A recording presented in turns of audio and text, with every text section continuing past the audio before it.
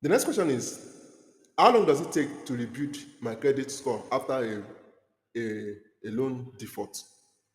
To rebuild your credit score, you have to go back to your government and start borrowing again. And it may take up to like 2 years to get it back because you have to start borrowing, keep paying, keep paying, keep paying, keep paying before before you can redeem your image.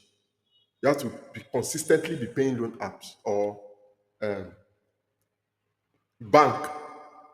Any single default like this, na wahala.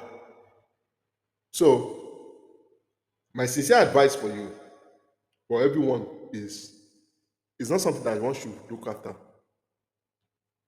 That's just it. Except if you want to focus on, okay, I want to focus only on bank loan. Even some microfinance bank, I don't encourage it.